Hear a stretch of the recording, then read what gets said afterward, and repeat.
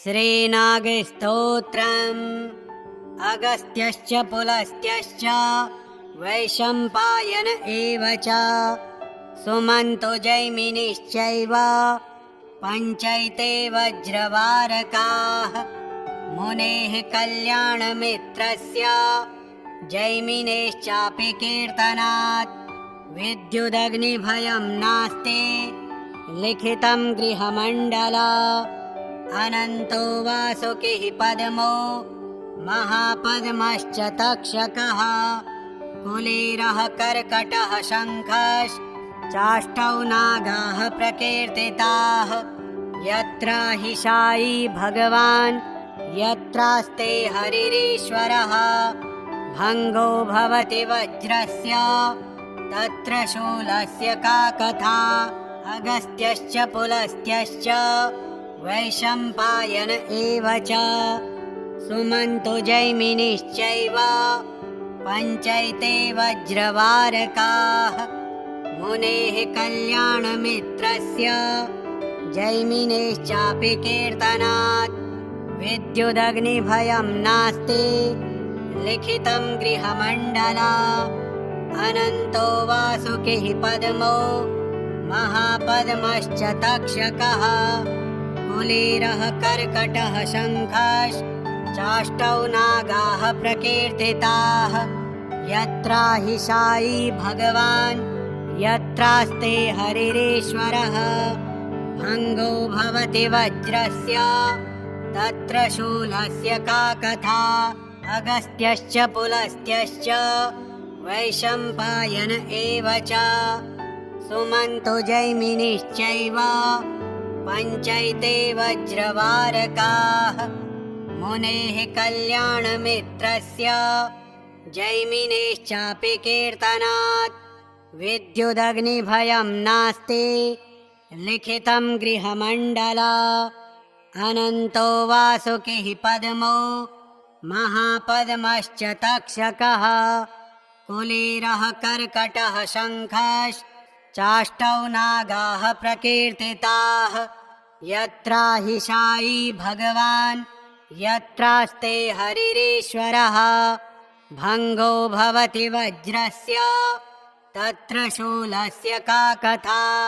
अगस्त्यश्च पुलस्त्यश्च वैशम्पायन एव च सुमन्तो जैमिनिश्चैव पञ्चैते वज्रवारकाः मुनेः कल्याणमित्रस्य जैमिनेश्चापि कीर्तनात् विद्युदग्निभयं नास्ति लिखितं गृहमण्डला अनन्तो वासुकिः पद्मो महापद्मश्च तक्षकः कुलीरः कर्कटः शङ्खश्चाष्टौ नागाः प्रकीर्तिताः यत्राहि शायी भगवान् यत्रास्ते हरिरीश्वरः भङ्गो भवति वज्रस्य तत्र शूलस्य का कथा अगस्त्यश्च पुलस्त्यश्च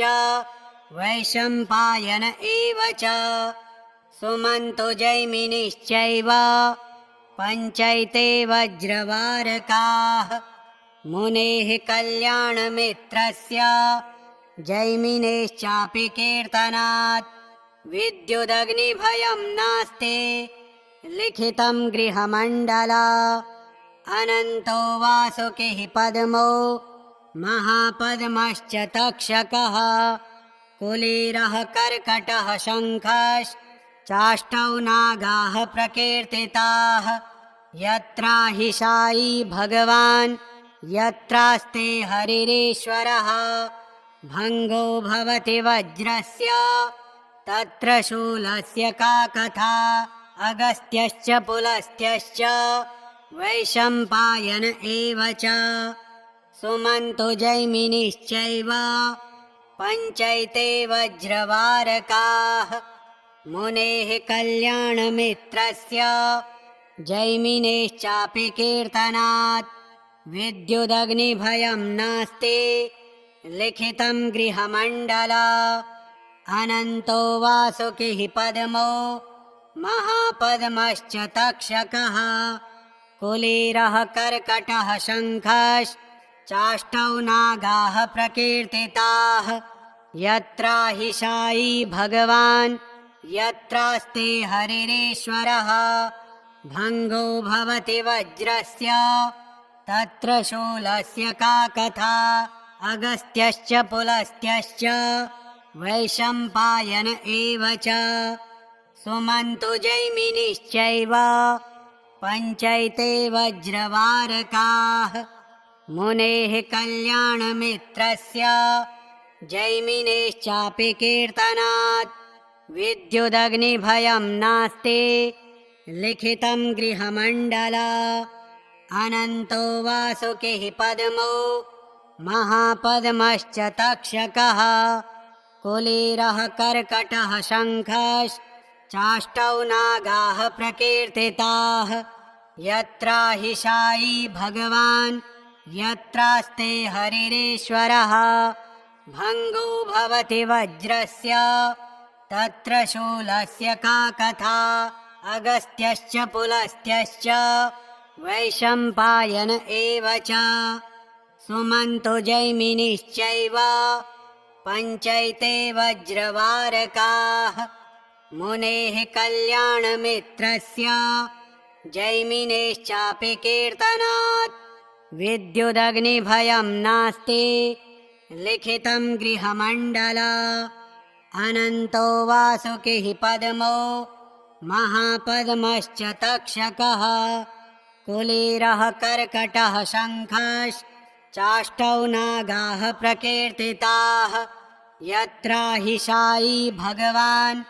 यत्रास्ते हरिरीश्वरः भङ्गो भवति वज्रस्य तत्र शूलस्य का कथा अगस्त्यश्च पुलस्त्यश्च वैशम्पायन एव च सुमन्तु जैमिनिश्चैव पञ्चैते वज्रवारकाः मुनेः कल्याणमित्रस्य जैमिनेश्चापि कीर्तनात्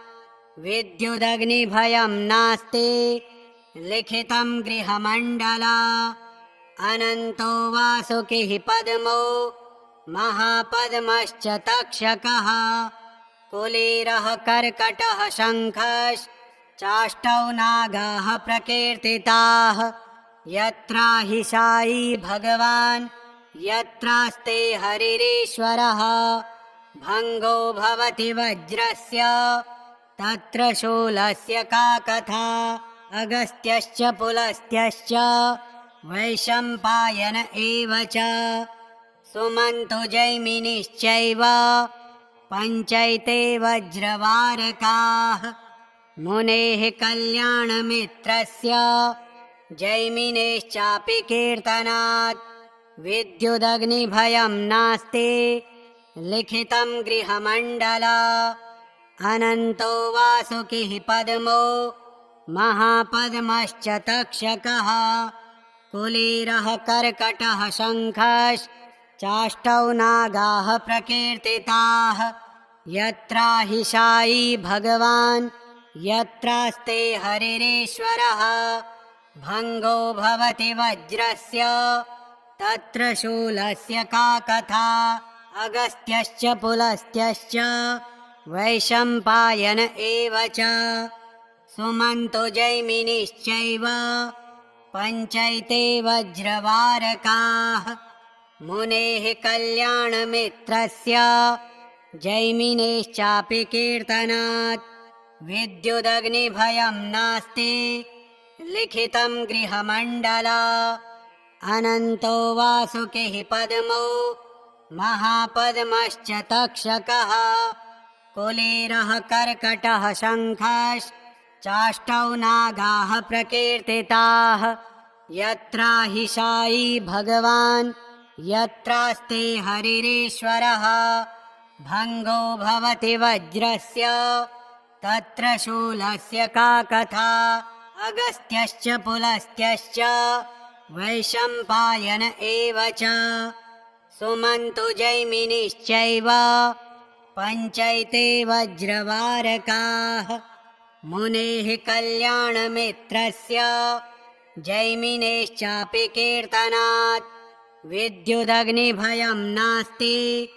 लिखितं गृहमण्डला अनन्तो वासुकिः पद्मो महापद्मश्च तक्षकः कुलीरः कर्कटः शङ्खश्चाष्टौ नागाः प्रकीर्तिताः यत्राहिशायी भगवान् यत्रास्ते हरिरीश्वरः भङ्गो भवति वज्रस्य तत्र शूलस्य का कथा अगस्त्यश्च पुलस्त्यश्च वैशम्पायन एव च सुमन्तु जैमिनिश्चैव पञ्चैते वज्रवारकाः मुनेः कल्याणमित्रस्य जैमिनेश्चापि कीर्तनात् विद्युदग्निभयं नास्ति लिखितं गृहमण्डला अनन्तो वासुकिः पद्मो महापद्मश्च तक्षकः कुलीरः कर्कटः शङ्खश्चाष्टौ नागाः प्रकीर्तिताः यत्राहिशायी भगवान् यत्रास्ते हरिरीश्वरः भङ्गो भवति वज्रस्य तत्र शूलस्य का कथा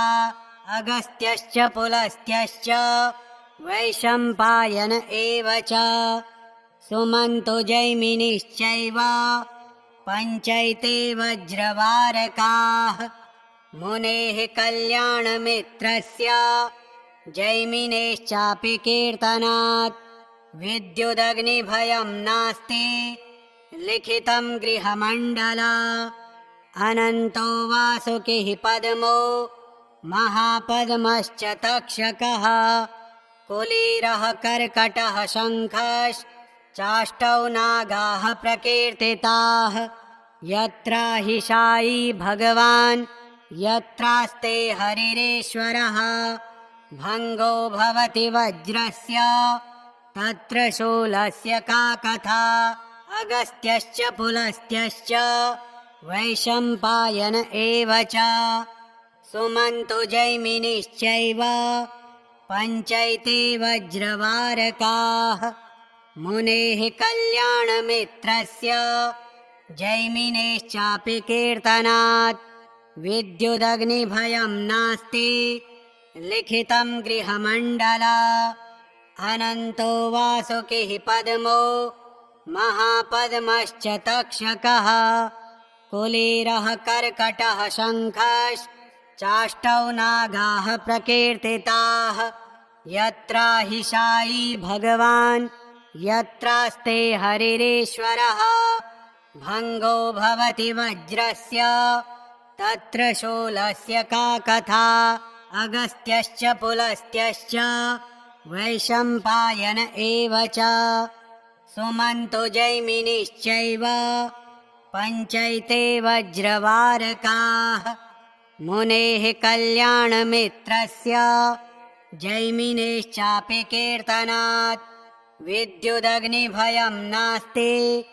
लिखितं गृहमण्डला अनन्तो वासुकिः पद्मो महापद्मश्च तक्षकः कुलीरः कर्कटः शङ्खश्चाष्टौ नागाः प्रकीर्तिताः यत्राहिशायी भगवान् यत्रास्ते हरिरीश्वरः भङ्गो भवति वज्रस्य तत्र शूलस्य का कथा अगस्त्यश्च पुलस्त्यश्च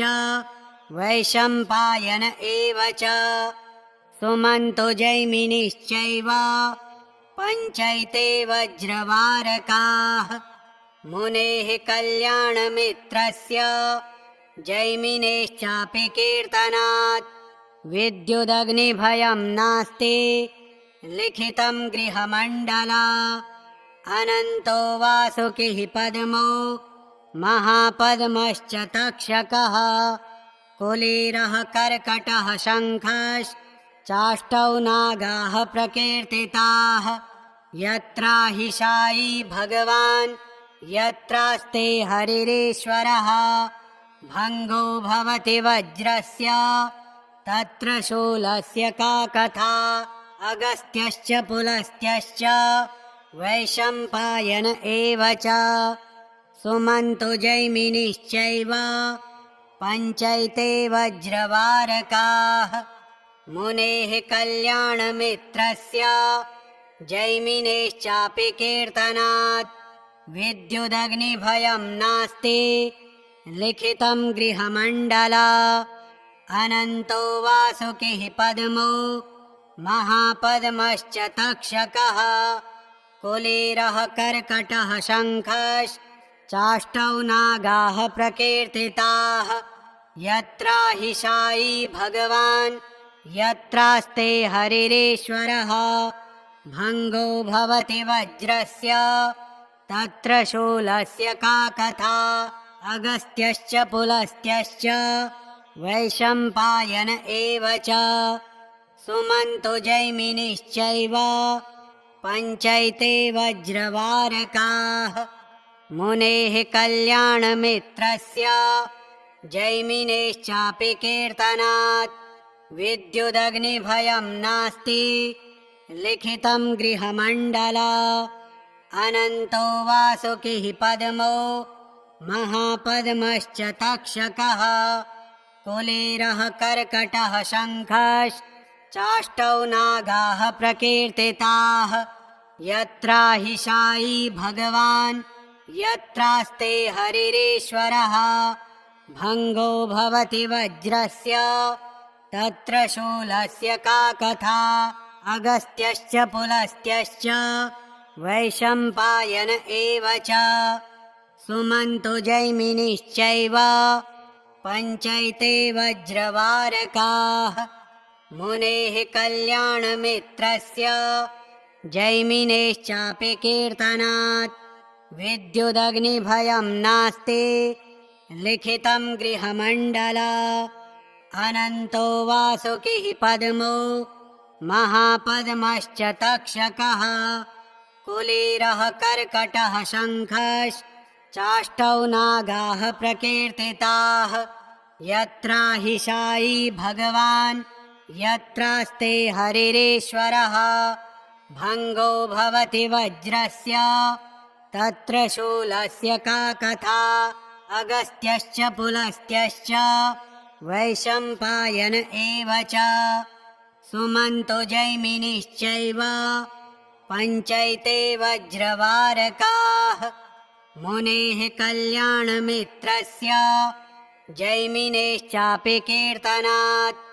विद्युदग्निभयं नास्ति लिखितं गृहमण्डला अनन्तो वासुकिः पद्मो महापद्मश्च तक्षकः कुलीरः कर्कटः शङ्खश्चाष्टौ नागाः प्रकीर्तिताः यत्राहिशायी भगवान् यत्रास्ते हरिरीश्वरः भङ्गो भवति वज्रस्य